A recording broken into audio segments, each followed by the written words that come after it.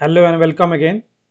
Thank you very much to joining my YouTube channel English Classes for All English with Khurshid sir. हम अभी एक introductory video बना चुके हैं आपके लिए एक टेंसेस का। अब हम जो है रियल में टेंस को पढ़ने जा रहे हैं, जो एक बहुत ही इंपॉर्टेंट चैप्टर है। इसके बारे में हम पहले भी डिस्कस कर चुके हैं।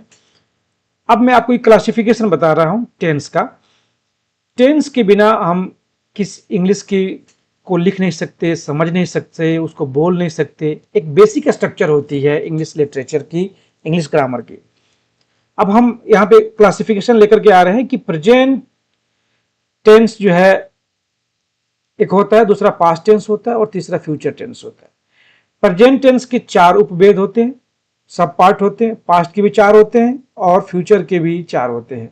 यानी ये चारों मिलकर के 12 टेंस टोटल बन जाते हैं।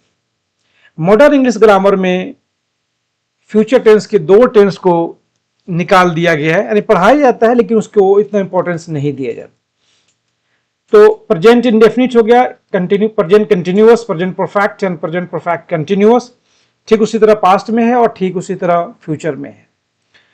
अब हम इसके कुछ उपनाम भी हैं, इसके कुछ सेकेंडरी नाम भी हैं, इसको मैं बताना चाहता हूं।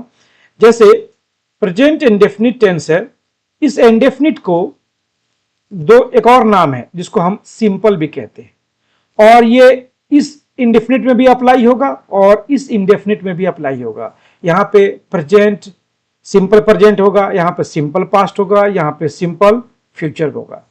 ठीक उसी तरह जो दूसरा है फ्यूचर कंटिन्यूअस, इस कंटिन्यूअस का भी एक और नाम है, यानी इसके दो और नाम हैं। इस कंटिन्यूअस के और इस कंटिन्यूअस के भी दो नाम हैं। यहां इसको इम्परफेक्ट भी कहते हैं और इसको प्रोग्रेसिव भी कहते हैं। इम्परफेक्ट इसलिए कहते हैं कि काम अभी चालू है, काम जारी है, काम खत्म नहीं हुआ, इसलिए इसको इम्परफेक्ट कहते हैं। कंटिन्यूअस इसे कहते हैं क्योंकि काम जारी है, और प्रोग्रेसिव इसे कहते हैं क्योंकि काम जारी है। जैसे आई एम स्पीकिंग, अब ये जो स्पीकिंग जो है, बोलने की जो कला है, जो मैं जो बोल रहा हूं, ये क्रिया जो है ये कंटिन्यू है, मैं बोल रहा हूं, हमारा काम जारी है। ठीक, आगे की तरफ बढ़ते हैं हम। राइट, अब हम थोड़ा सा प्रेजेंट इंडेफिनिट टेंस को बनाने की तरीका सीखेंगे, जिसको हिंदी में हम सामान्य वर्तमान काल कहते हैं, और इसको सिंपल भी कह सकते हैं और इंडेफिनिट भी कहते हैं। इसका दो नाम है। मैं यहां पर आप देख सकते हैं कि मैं 3 स्ट्रक्चर लिखा हूं, 1, 2 और 3। इसको समराइज किया हूं मैं, जो तीसरा नंबर जो स्ट्रक्चर है उसको समराइज किया गया है। यानी आप देख सकते हैं S plus B4 plus object, यानी B4, यानी इस B के साथ S या ES लगा रहता है, इसे हम B4 कहते हैं। प्लस यहाँ पे सब्जेक्ट हो जाएगा, फिर उसके बाद में यहाँ पे ऑब्जेक्ट हो जाएगा। जैसे आप यहाँ पे देख सकते हैं, C जो है सब्जेक्ट हो गया, यहाँ पे V हो गया। कौन सा V हो गया? इसमें S लगा हुआ, तो कौन सा V हो गया? ये 4 हो गया। प्लस वेल जो है ऑब्जेक्ट हो गया, लेकिन ये एक एडजेक्टिव है। ये सी सिंग्स वेल, यानी ये क्रिया की विशेषता बतला रहा है, तो ये एडजेक्टिव नहीं, ये एडवर्ब हो गया। ठीक है, लेकिन स्ट्रक्चर के हिसाब से ये सब्जेक्ट है, ये वर्ब हो गया और ये ऑब्जेक्ट हो गया। ठीक उसी तरह यहां देख सकते हैं, ही जो है सब्जेक्ट हो गया, यहाँ पे ये वर्ब हो गया। कौन सा वर्ब हो गया? ये V4 हो गया, और यहां से यहां तक ये ऑब्जेक्ट हो गया। यानी ही गोज टू स्कूल, वो पैदल विद्यालय जाता है। आई राइट अ नॉवेल, मैं एक उपन्यास लिखता हूं। ठीक है, तो यहां पे ये सब्जेक्ट हो गया, ये वर्ब हो गया, ये ऑब्जेक्ट हो गया। ठीक उसी तरह ये सब्जेक्ट, ये वर्ब और ये पूरे के पूरे ऑब्जेक्ट, आपका सेंटेंस बैठ गया। आगे की तरफ बढ़ते हैं। ऑलराइट, अब कुछ इसके रूल्स हैं, मैं थोड़ा जल्दी जल्दी इसके रूल्स आपको बताता चलूं। अगर सब्जेक्ट की जगह पे फर्स्ट पर्सन यानी आई, सेकेंड पर्सन यानी यू, यहां फर्स्ट पर्सन के प्लूरल नंबर में वी भी आ जाता है, और इसके भी सिंगुलर में भी यू आता है, और प्लूरल में भी ये यू आता है। अगर हो तो या फिर यहां पे दे भी हो सकता है, फर्स्ट पर्सन, सेकेंड पर्सन या थर्ड पर्सन प्लूरल नंबर हो तो वर्ब के साथ एस या ई एस नहीं लगता है। क्लियर? रूल नंबर 2 कहता है कि अगर थर्ड पर्सन यानी ही, सी या इट या किसी चीज का नाम या किसी व्यक्ति का नाम या किसी वस्तु का नाम हो और ये सिंगुलर में हो, कोई नाम हो प्लस ये सिंगुलर हो, क्या हो? यहां पे आप देख सकते हैं मैंने लिखा है सिंगुलर नंबर हो, तो वर्ब के साथ एस या ई एस लगता है। Okay, clear? लेकिन यही अगर थर्ड पर्सन प्लूरल नंबर हो, हालांकि मैंने यहां पे भी थोड़ा सा इसको बता दिया दे हो तो, लेकिन यहां पे बताता हूं कि थर्ड पर्सन प्लूरल नंबर क्या होता है? दे। अब दे के साथ वर्ब प्लस एस या ई एस नहीं लगता है, यानी ए नहीं लगेगा और ये लगेगा। यहां पे इसको हम क्रॉस कर देते हैं, नहीं लगेगा और यहां पे लगेगा। क्लियर हो गया? जैसे एक सेंटेंस में लिख देता हूं, they laugh. Okay, to see the poor, वे लोग गरीब को देखकर हंसते हैं। अब ये लाफ जो है इसमें एस या ई एस नहीं लगा क्योंकि यहां पे दे है, प्लूरल है, इसलिए एस या ई एस नहीं लगा। आगे बढ़ते हैं थोड़ा सा। अगर कोई मॉडल वर्ब हो, एक्चुअली हेल्पिंग वर्ब या modal verb are not use in the present indefinite tense, यानी रूल नंबर 4 कहता है कोई एक्चुअली वर्ब, यानी आप यहां समझ सकते हैं इज, एम, आर, वाज तो चूंकि पास्ट में होता है तो मैं यहां पर नहीं लिखूंगा, ठीक है? तो यहां पर इज, आर, एम नहीं लगता है। जैसे वह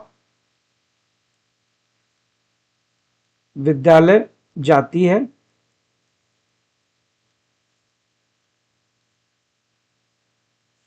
सी गोज टू स्कूल, यहां पे सी के साथ एस लगा।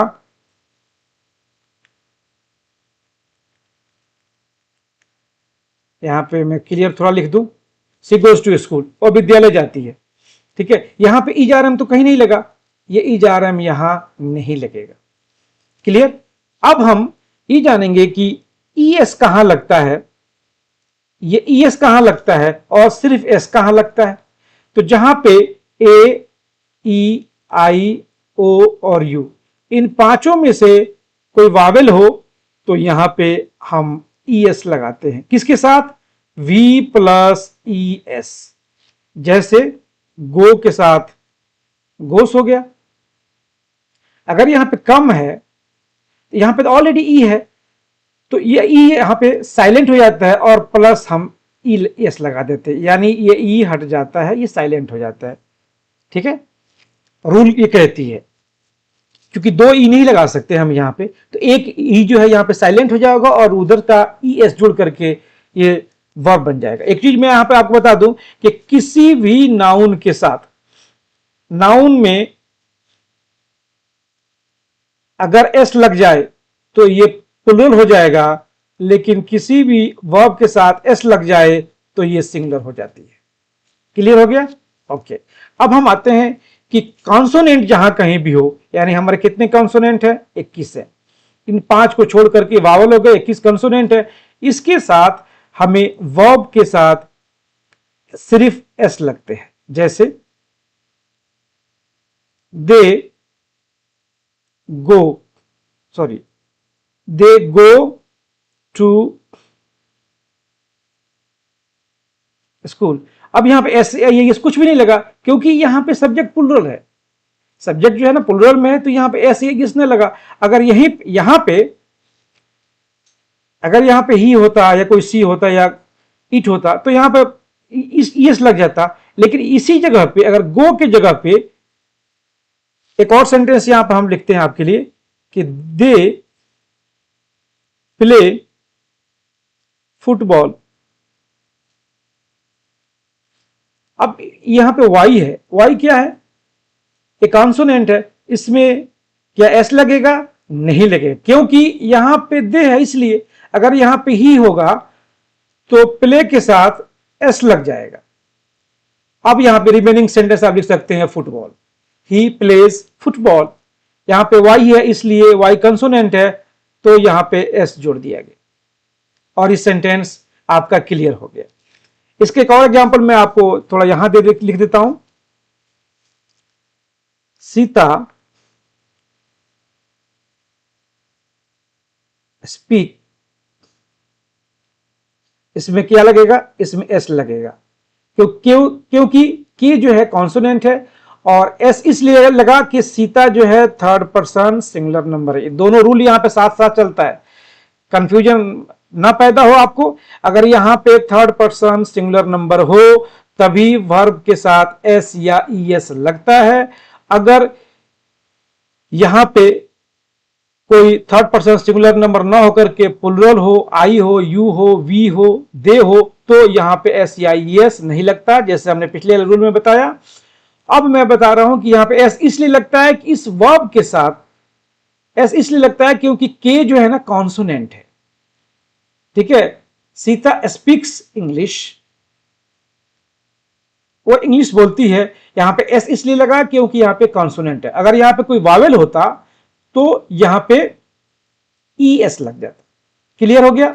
मुझे उम्मीद है कि ये आपको समझ में आ गई होगी। थोड़ा सा मैं आपको आगे के लेके चलता हूं, थोड़ी जल्दी आपके समझा देता हूं आपको। यहां पे 3 स्ट्रक्चर लेकर के आया हूं, यानी ये निगेटिव हो गया। इसके पहले हम जितने भी बात किए हैं, ये हो गया नकारात्मक सेंटेंस, ये हो गया इंटरोगेटिव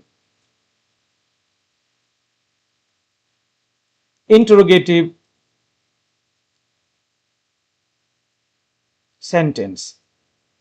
ठीक है, और ये हो गया इंटरोगेटिव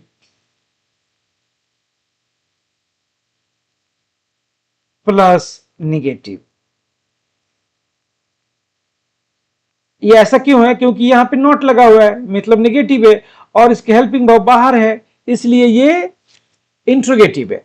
तो हम लोग स्ट्रक्चर नंबर 1 पढ़े थे, जिसमें हमने अफर्मेटिव सेंटेंस की बात की थी, प्रेजेंट इंडेफिनिट टेंस या सिंपल प्रेजेंट टेंस के अफर्मेटिव हमने बनाया था। अब हम यहाँ पे निगेटिव बात करते हैं। तो निगेटिव में जब हम निगेटिव सेंटेंस की बात करते हैं, जब हम नॉट लगाते हैं, तो उसके लिए हमें किसी न किसी हेल्पिंग वर्ब की जरूरत है। अगर जब तक हेल्पिंग वर्ब नहीं होगी हम उसके साथ नॉट नहीं लगाएंगे। तो इसलिए हम प्रेजेंट इंडेफिनिट टेंस में डू और डज लेते हैं।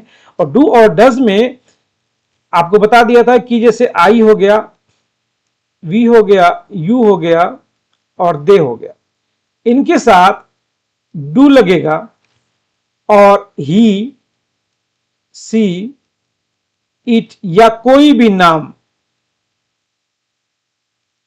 के साथ डस लगेगा।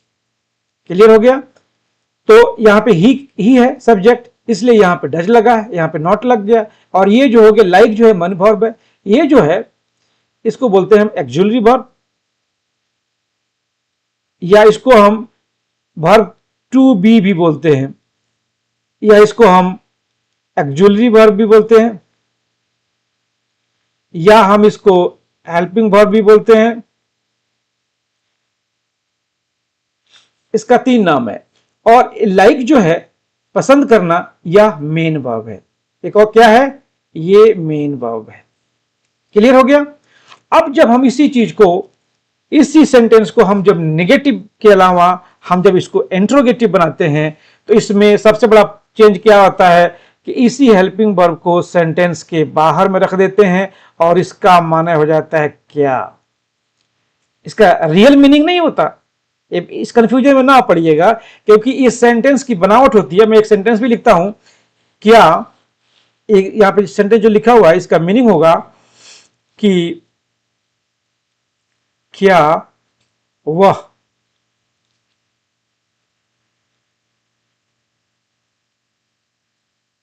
मिठाई पसंद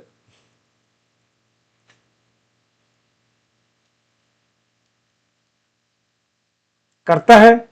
क्या वो मिठाई पसंद करता है, यहां पे इंटरोगेटिव मार्क्स आ गया। अब आप देख सकते हैं यहां पे क्या है। एक और बात नोट कीजिएगा कि जब कभी भी किसी भी टेंस के शुरू में क्या आ जाए, हिंदी की बनावट में क्या आ जाए, तो उस टेंस के सेंटेंस को सबसे पहले उसका हेल्पिंग वर्ब बाहर निकाल देते हैं और उसे हम इंटरोगेटिव सेंटेंस बना देते हैं। जिस तरह हमने यहां पे आप देख सकते हैं डस निकाला है। क्यों निकाला है? क्योंकि यहां पे ही है, हमने ऊपर पढ़ा था यहां पे, इसके वजह से हमने यहां पे इसको ही है इसलिए हमने डस निकाल दिया। यानी ये हो गया डस प्लस सब्जेक्ट, सब्जेक्ट क्या है? ही हो गया। उसके बाद में क्या हो गया? वर्ब, वर्ब का फर्स्ट फॉर्म होगा, ठीक है, और उसके बाद से यहां पे ऑब्जेक्ट हो जाएगा और इसके लास्ट में क्वेश्चन मार्क्स हो जाएगा, ठीक है। एक और चीज यहां पे, एक और सेंटेंस लिखता हूं, डू आई स्पीक हिंदी, क्या मैं हिंदी बोलता हूं। तो ये आपका हेल्पिंग वर्ब पहले निकल गया, फिर ये सब्जेक्ट हो गया और उसके बाद से स्पीक जो है मेन वर्ब हो गया और हिंदी जो है ऑब्जेक्ट हो गया। एक हिंदी और सेंटेंस लिखते हैं, क्या वह गाती है।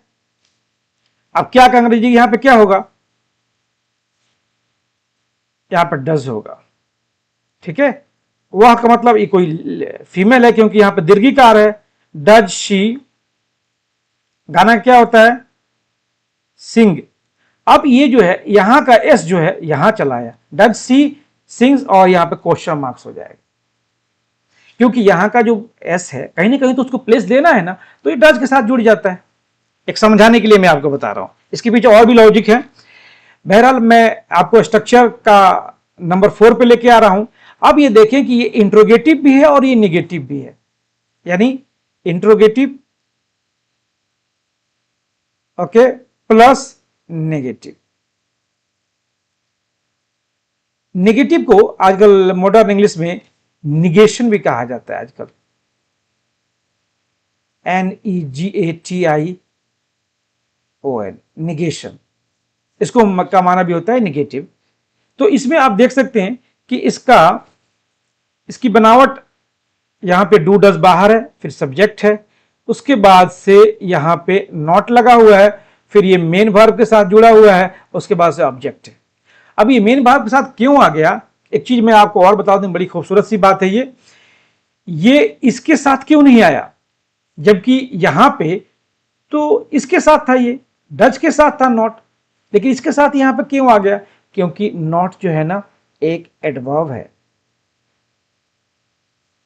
और वर्ब के साथ ही रहेगा ये, क्योंकि एडवर्ब वर्ब की विशेषता बतलाता है, वर्ब को क्वालिफाई करता है। तो एक और इंपॉर्टेंट बात यहां पे आप नोट कर लीजिएगा। या आगे जब हम बहुत डिटेल से जब वर्ब पढ़ेंगे तो बहुत कुछ आपको उसमें जानने को मिलेगा, एडवर्ब वर्ब, ठीक है, उसके डिटेल्स पढ़ेंगे, ठीक है। एनीवे यहां पर हम देख सकते हैं कि डू डज हो गया प्लस सब्जेक्ट हो गया, नॉट हो गया, वर्ब हो गया और ऑब्जेक्ट हो गया।